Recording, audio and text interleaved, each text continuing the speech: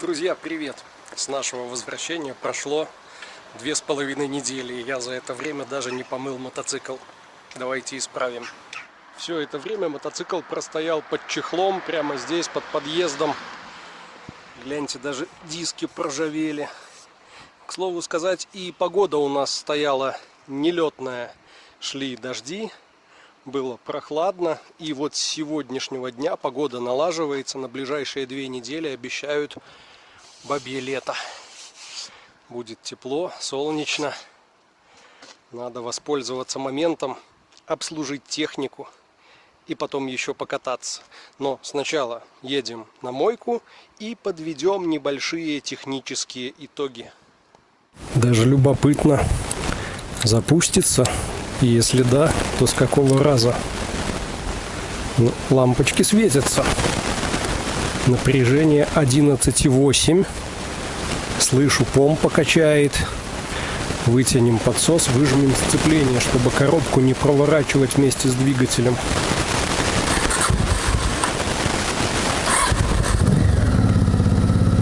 Ну, подхватил. Со второго раза подхватил. Зарядочка есть. 13 на холостых, 13,4 вижу. Аккумулятор берет сейчас напряжение, поэтому очень высоких показаний мы не увидим. Так, тормоза есть.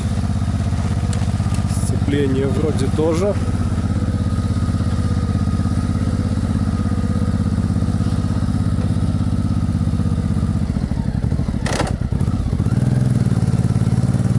Поехали!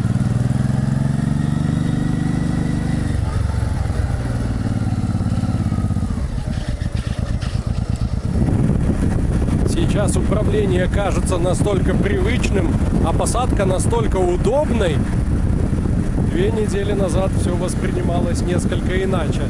Нет, насчет управления проблем нет, но вот посадка... За это путешествие, конечно, мы насиделись.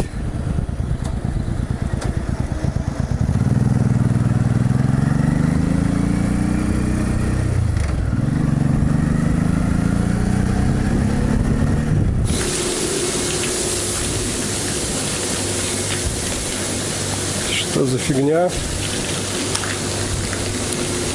Деньги идут, а вот это вот... да.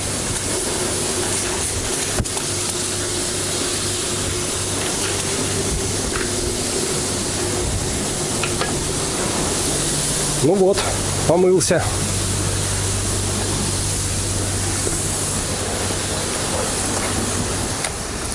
А бы что я вам скажу, эти мойки.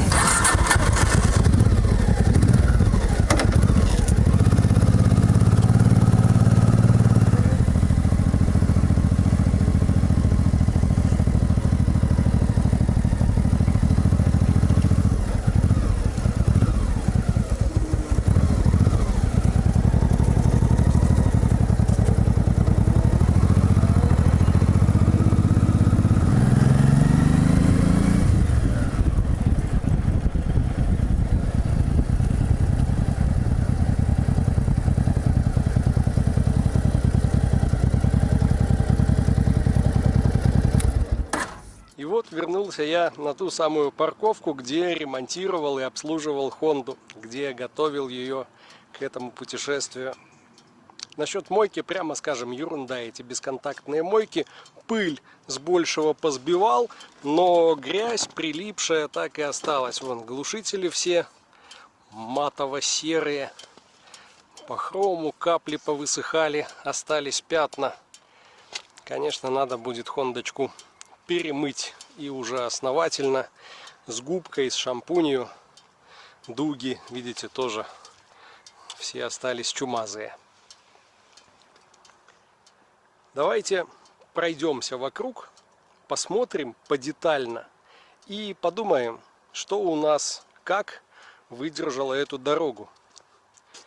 Коляску вот я вижу потерла рюкзаком. Здесь висел рюкзак, естественно, ерзал немножечко, краску потерла, но не насквозь. Выдержала. В принципе, коляска тоже себя зарекомендовала хорошо, оказалась довольно вместительная, объемная, удобная. Заскрипел, насколько я помню, амортизатор, а сейчас уже не скрипит, видите? Все отлично. Правда, подозрительно мягкий. Кажется, там уже нет гидравлической составляющей, одна пружина работает. Надо будет заменить. Колесо коляски по протектору, ну, я так скажу, что здесь больше половины еще. Процентов 60. Ставил я покрышку с практически новым протектором. Она была довольно старая, но в состоянии новой. Старая в смысле по годам. Выдержали вот эти крепления для баула. Здесь ехал большой баул со спальниками, и пассажир сзади, Мишка или Танюшка, на него еще и облокачивались. Кофры тоже полезная вещь. Туда все грузили, ничего не отвалилось, ничего не протерлось. Стопы, электрика, все работает, номер на месте. Что касается заднего колеса, помните, вот сейчас как остановился удачно, тот самый порез, на что-то наехал, что-то такое глубокое. И вот здесь, вон прямо в серединке протектора тоже порез. Но, судя по всему, не критичный. Это мог бы быть прокол, и это могла бы быть проблема на трассе. Но нам повезло и обошлось. Сейчас прокачу, посмотрим по кругу. Что касается протектора, подъела, конечно, покрышку. Подъела как-то даже одну сторону, как будто бы. Но до замены еще далеко. Я думаю, можно было бы еще одно такое путешествие сделать. 1000 на 20 хватает заднего колеса на колясоче. Да, вот он снова, этот порез. Больше проблем здесь нет. Сиденье пассажирское в порядке, а вот водительское лопнули швы, лопнули нитки. Здесь протерлась кожа. Сиденью, конечно, досталось. Мы с ним вдвоем страдали. Я сверху, а оно подо мной. Подножки, централка, которая постоянно цеплялась за неровности на бездорожье. Боковая на месте. Помпа отработала без нареканий. В любых условиях, в жару, в холод, в дождь, работала без проблем. Запасную с собой везли, но можно было ее и дома оставить.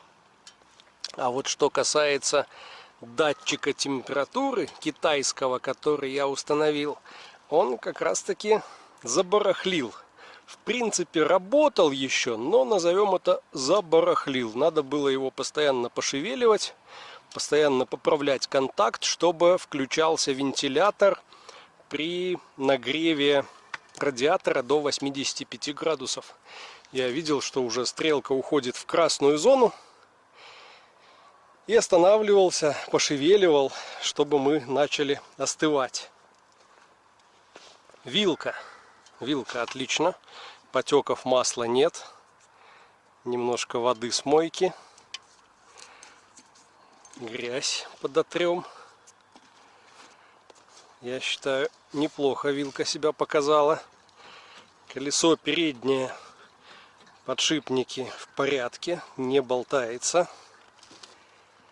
По протектору еще ездить и ездить. Тоже ставил практически новое, но здесь процентов 70, может быть 65 осталось. Тормоза в порядке, трос спидометра в порядке, все показывает. Что у нас удивило меня, по технической части, это, конечно, аккумулятор. Когда в Германии отказался запускаться мотоцикл, и причина оказалась в том, что в аккумуляторе нет электролита вообще полностью, он сухой. Ну, может, на дне там сантиметр какой-то оставался кислоты, и все на этом. И мы при этом на нем еще ехали, и он еще до этого запускался как-то. Ну вот тогда зарядили и долили. До сих пор работает, заряд держит. Значит, еще поживет. Световые приборы в порядке, тахометр, спидометр тоже вроде в норме. О, зеркала не помыл. Да, ну и, конечно же, соединение коляски с мотоциклом. Та часть, которая вызывала больше всего споров и дискуссий. Выдержит, не выдержит, отвалится, не отвалится. Рассчитана Honda на езду с коляской или нет. Вот видите, шевелю коляску. Выдерживает. И все отлично работает. Можно вот так поднять колесо коляски, опустить назад. Нигде ничего не шевелится, нигде ничего не болтается, не треснуло, не лопнуло. Помните, вот это инженеры же не зря придумали к Хонде коляску не цеплять.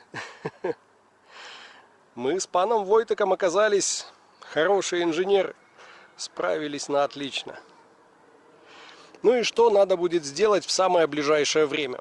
Обязательно заменить масло в двигателе, поскольку мы с предыдущей замены сделали уже 7500. Заменить масляный фильтр, заменить антифриз в системе еще разок. Помпу электрическую пока оставляю работать. Тем временем буду искать помпу механическую, родную.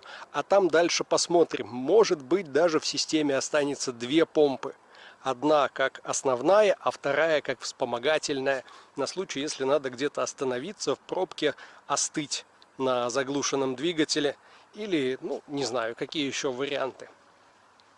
А также найду и закажу термостат новый. Установлю.